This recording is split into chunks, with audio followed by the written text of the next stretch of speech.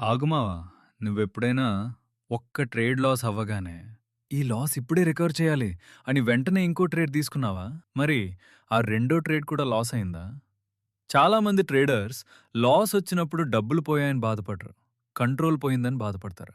అందుకే మార్కెట్‌కి వెంటనే సమాధానం చెప్పాలని ప్రయత్నిస్తారు. ఒక లాస్ వచ్చింది, అంతే.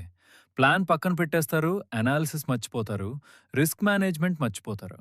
మిగిలేది ఒక్క ఆలోచనే, ఈ లాస్ రికవర్ చేయాలి. ఇక్కడే చాలామంది ట్రేడర్స్ ఓడిపోతారు. మావా, కన్సిస్టెన్సీ అంటే ప్రతిరోజు ప్రాఫిట్ చేయడం కాదు.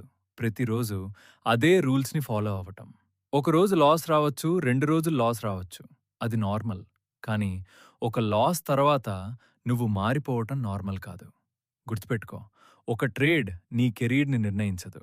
ఒకరోజు లాస్ నీ భవిష్యత్తుని నిర్ణయించదు. కానీ ఒక ఎమోషనల్ డెసిషన్ నీ మొత్తం అకౌంట్‌ని డ్యామేజ్ చేయగలదు. మార్కెట్‌లో సక్సెస్‌ఫుల్ ట్రేడర్స్‌ని ప్రత్యేకంగా నిలబెట్టేది వాళ్ళ విన్నింగ్ ట్రేడ్స్ కాదు, వాళ్ళ లూజింగ్ ట్రేడ్స్ తర్వాత వాళ్ళెలా బిహేవ్ చేస్తారో అదే. ఆగి ఆలోచించు మావా. నువ్వు లాస్‌తో పోరాడుతున్నావా? లేక నీ ఎమోషన్స్‌తో పోరాడుతున్నావా?